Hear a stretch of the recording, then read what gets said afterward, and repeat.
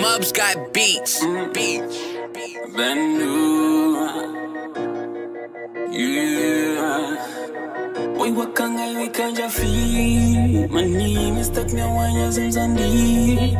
Wani wambiki umevaja ni mela. Aiko eri wambara mera. Yeah. Boy, wakanga wikanja fi. Mani mistak me wanya zimzandi. Wani wambiki umevaja ni mela. Aiko eri wambara mera. Why wakanga wikanja fi. Mani mistak me wanya samsandi. Wani wa make your member shine mera. Like go any one para mera. Yeah.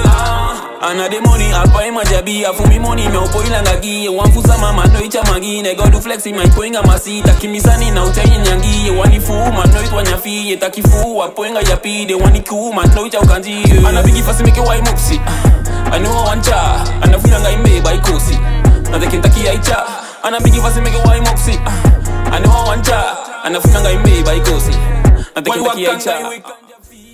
Donc voilà, on se retrouve sur l'interface d'Adobe Premiere Pro. Donc premièrement, il faut exporter les fichiers qu'on a filmés dans le logiciel de montage. Et je pense qu'on va zapper cette partie, c'est assez simple, on exporte. Et là, on se retrouve avec notre rush, ce qu'on a filmé. Donc on peut voir déjà qu'il faut répéter la scène plusieurs fois pour pouvoir faire nos clones. Voilà, et là une fois qu'on a notre vidéo et notre bande son, il faut qu'on puisse les interposer les uns sur les autres. Donc pour ce faire, qu'est-ce qu'on va faire? On va se caler par rapport à l'audio. Et une fois qu'on a notre spectre audio, on écoute. On essaye de trouver des parties similaires qui se ressemblent. Voilà. Et une fois que ça a été trouvé, on coupe et ensuite on colle.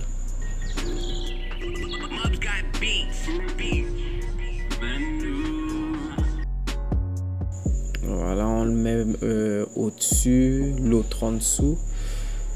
On sélectionne et je clique là pour les lier en fait. Lier la vidéo et le son.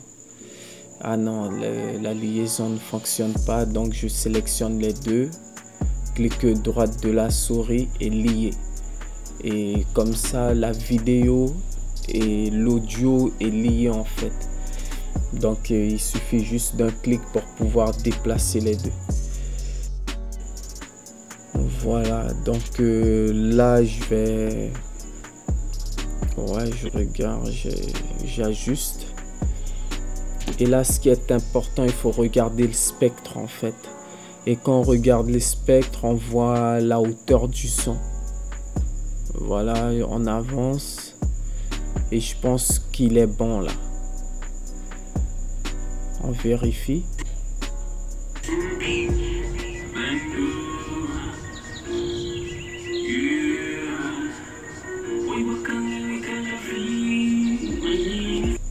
Ouais, là on met une piste silencieuse pour voir si l'autre, si ça le fait bien.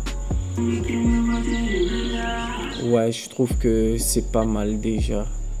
Voilà.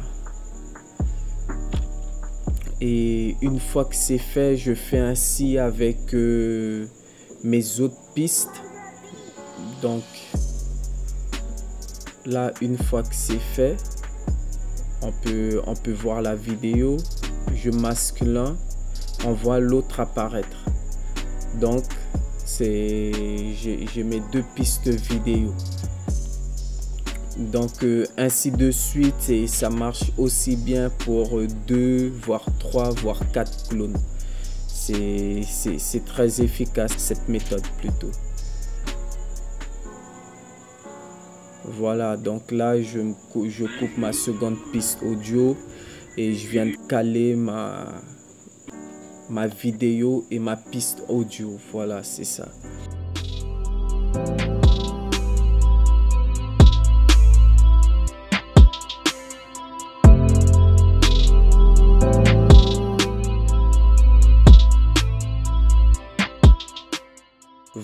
Donc je viens utiliser ça pour créer un masque.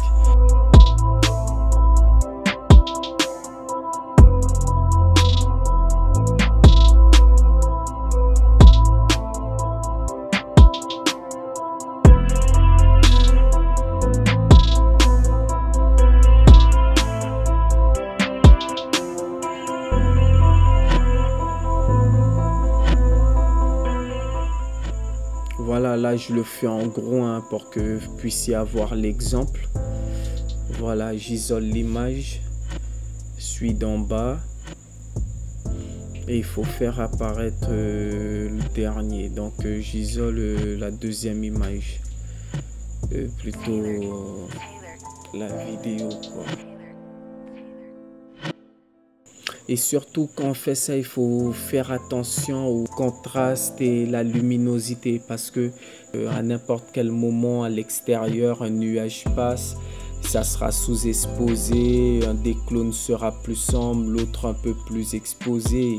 C'est compliqué, donc franchement le faire à l'intérieur c'est mieux. C'est pour ça que moi j'ai choisi de le faire en après-midi. Il y avait un temps relativement nuageux. Donc j'ai profité de cette occasion pour réaliser ça.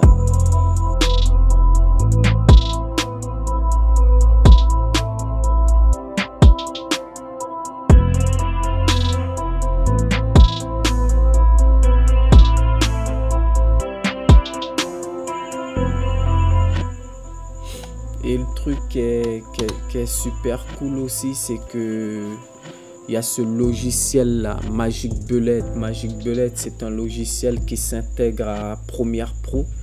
Et je pense que ça s'intègre aussi à After Effects. En tout cas, toute la gamme Adobe. Et là, j'ai toute une palette de préconfiguration de look quoi. C'est super. Il suffit de bidouiller 2-3 réglages et c'est bon et vous avez votre configuration. C'est super. Voilà, celui-là est pas mal aussi, ou peut-être ça. Je survole et en général, je prends 2 à 3 heures pour faire ma couleur parce qu'il y a pas mal de paramètres à toucher. Bon, je veux pas qu'il y a trop de contraste, que ça soit un effet assez fun. Tu vois, celui-là est pas mal. Ouais, j'aime bien le style.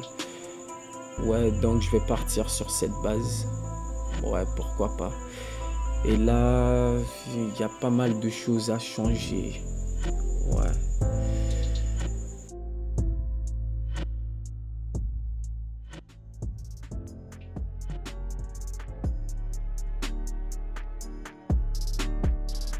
Bon, voilà des effets assez faciles et simples à réaliser, le dédoublement.